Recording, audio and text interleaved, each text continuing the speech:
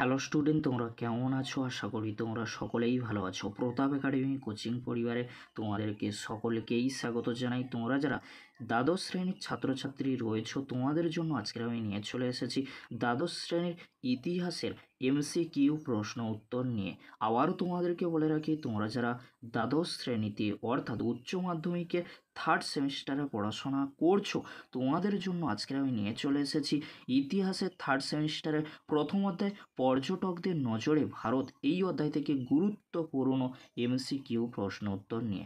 চলো বেশি দেরি করব না, আজকের আমরা দেখে নেব প্রথম অধ্যায় থেকে গুরুত্বপূর্ণ MCQ প্রশ্ন উত্তর। গুরুত্বপূর্ণ MCQ প্রশ্ন উত্তর আলোচনার পূর্বে তোমাদেরকে বলে রাখি, এটি কিন্তু পার্ট 5-এর ভিডিও। তোমরা যারা পার্ট 1, 2, 3, 4-এর ভিডিও দেখোনি, আর তোমরা যারা অনলাইনে ক্লাস করতে ইচ্ছুক রয়েছো, তোমরা আমাদের সাথে যোগাযোগ করতে পারো।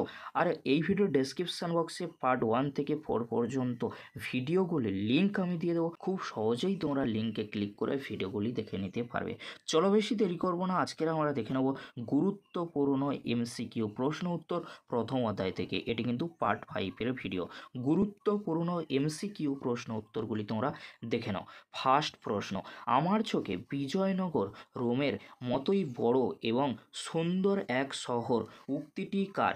ডোমিনিগো পায়েজ। পরবর্তী প্রশ্ন, কোন পর্যটকের রচনায় দিল্লি থেকে দৌলতাবাদে রাজধানী স্থানান্তরের কথা জানা যায়? Ibn Battuta. অ্যান্সার হবে ইবন বতুতা পর্যটকের রচনায়। পরবর্তী প্রশ্ন, কোন পর্যটক বিজয়নগর শহরের প্রাকার বিষয়ে বিস্তারিত বর্ণনা করেছেন? আব্দুর রজ্জাক। অ্যান্সার হবে আব্দুর রজ্জাক। পরবর্তী প্রশ্ন, কোন সুলতানের রাজত্বকালে মার্কো পোলো ভারতে আসেন? জালাল উদ্দিন সুলতানের রাজত্বকালে। অ্যান্সার হবে জালাল উদ্দিন সুলতানের রাজত্বকালে। আল ওস্তাদ নামে কে পরিচিত? আল বিরুনিকে আল ওস্তাদ কিন্তু বলা হয়। আল ওস্তাদ আল বিরুনি নামে কিন্তু পরিচিত ছিলেন। কাকে প্রিন্স অফ ট্রাভেলার্স বলা হয়? অ্যান্সার হবে ফ্রাঁসোয়া বার্নিয়েকে প্রিন্স অফ ট্রাভেলার্স কিন্তু বলা হয়। টমাস রো কোন সম্রাটের রাজসভায় ভারতে আসেন? জাহাঙ্গীরের। অ্যান্সার হবে জাহাঙ্গীরের। পরবর্তী প্রশ্ন, আরবদের হেরোডোটাস নামে পরিচিত? অ্যান্সার হবে আল মাসুদিকে আরবের হেরোডোটাস কিন্তু বলা হয়। পরবর্তী প্রশ্ন কি রয়েছে, কে ইংলিশ খান নামে পরিচিত ছিলেন? William Hawkins. জাহাঙ্গীর তাকে খান উপাধি দেন। পরবর্তী প্রশ্ন, কোন ভারতীয় শহরটিকে 28টি প্রবেশদ্বার সহ শক্তিশালী দুর্গনগরী হিসাবে বর্ণনা করা হয়েছে? অ্যান্সার হবে দিল্লি। অ্যান্সার হবে দিল্লি। নেক্সট প্রশ্ন কি রয়েছে তোমরা দেখে নাও। দুয়াতে বারবোসা কোন দেশের পর্যটক ছিলেন? পর্তুগাল। অ্যান্সার হবে পর্তুগাল। মার্কো পোলো ভারতের কোন উপকূলে এসে হাজির হয়েছিলেন? অ্যান্সার হবে করমণ্ডল। অ্যান্সার হবে করমণ্ডল। পরবর্তী প্রশ্ন কি রয়েছে তোমরা দেখে নাও। দাওয়া কাদের বলা হয়? অ্যান্সার হবে ভারতের ডাক ব্যবস্থার পথ বাহকদের দাওয়া কিন্তু বলা হয়। ইবন বতুতা কোন শহরকে ভারতের সবচেয়ে বড় শহর হিসাবে বর্ণনা করেছিলেন? অ্যান্সার হবে দিল্লিকে। অ্যান্সার হবে দিল্লিকে। কোন দেশের দূত ছিলেন আব্দুর রজ্জাক? অ্যান্সার হবে পারস্য দেশের দূত ছিলেন আব্দুর রজ্জাক। কোন ইংরেজ পর্যটক প্রথম বাংলা পরিভ্রমণ করেন? বা প্রশ্নটি অনেক সময় ঘুরিয়ে আসে, ভারতে আগত প্রথম ইংরেজ পর্যটক কে ছিলেন? বা প্রশ্নটি ঘুরিয়ে আসতে পারে, ইংরেজ পর্যটকদের মধ্যে কে প্রথম আকবরের রাজসভায় উপস্থিত হয়েছিলেন? 3টি প্রশ্নের উত্তর হবে ফল ফিচ। পরবর্তী প্রশ্ন কি রয়েছে তোমরা দেখে নাও। কে ভারতীয় শহরগুলিকে শিবির নগর বলে বর্ণনা করেছেন? অ্যান্সার হবে ফ্রাঁসোয়া বার্নিয়ে। অ্যান্সার হবে ফ্রাঁসোয়া বার্নিয়ে। পরবর্তী প্রশ্ন, জেসুইট মিশনারিদের মধ্যে কে আকবরের সঙ্গে সাক্ষাৎ করেন? Antony Monserrate. অ্যান্সার হবে অ্যান্টনি মনসারেট। ফ্রাঁসোয়া বার্নিয়ে প্রথম কোন বন্দরে এসে উপস্থিত হয়েছিলেন? সুরাট বন্দরে। অ্যান্সার হবে সুরাট বন্দরে। ইবন বতুতা কত বছর ভারতে অতিবাহিত করেছিলেন?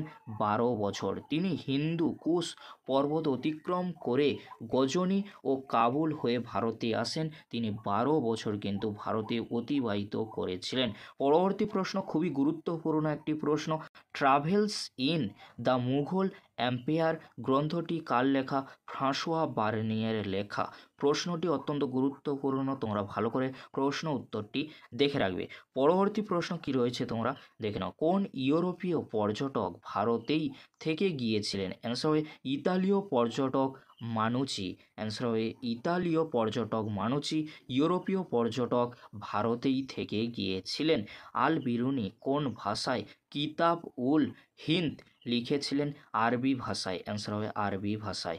ইবন বতুতার ভ্রমণ বৃত্তান্ত রেহলা কোন ভাষায় লিখিত? অ্যান্সার হবে আরবি ভাষায় লিখিত। আল বিরুনি কার সঙ্গে ভারতে এসেছিলেন?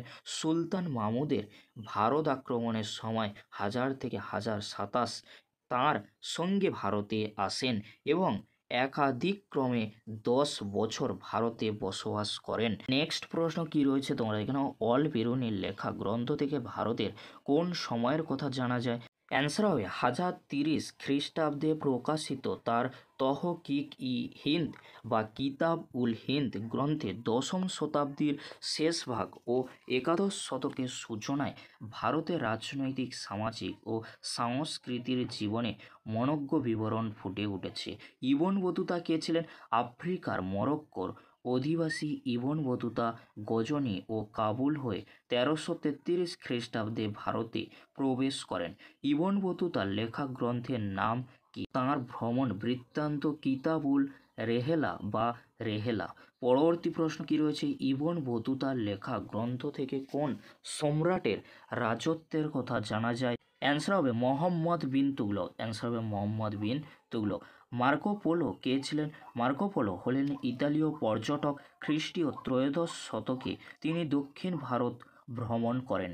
তাঁর ভ্রমণ বৃত্তান্ত ভারত ইতিহাসের অতি গুরুত্বপূর্ণ উপাদান। আব্দুর রজ্জাক কে ছিলেন? পার্সিক পর্যটক আব্দুর রজ্জাকের রচনা থেকে বিজয়নগর সাম্রাজ্যের চমকপ্রদ বিবরণ পাওয়া যায়। বিজয়নগরে কোন সম্রাটের আমলে আব্দুর রজ্জাক ভারতে আসেন? অ্যান্সার হবে 1442 থেকে 1443 খ্রিস্টাব্দের দ্বিতীয় দেবরায়ের আমলে আব্দুর রজ্জাক ভারতে কিন্তু আসেন। পরবর্তী প্রশ্ন কি রয়েছে? নিকোলো কোনটি কার আমলে বিজয়নগর আসেন? দ্বিতীয় দেবরায়ের আমলে। ভক্তিবাদ বলতে কী বোঝায়? ধর্মীয় আচার অনুষ্ঠানের পরিবর্তে ভক্তির মাধ্যমেই ঈশ্বরের কাছে পৌঁছানো সম্ভব। এই মতবাদে ভক্তির মাধ্যমেই আত্মার সঙ্গে পরমাত্মার মিলনের কথা বলা হয়েছে। কবির কে ছিলেন? কবির ছিলেন পঞ্চদশ শতাব্দীর একজন অন্যতম ভক্তিবাদের প্রচারক। তিনি ঈশ্বর ও আল্লাহকে অভিন্ন বলে প্রচার করতেন। নানক কে ছিলেন?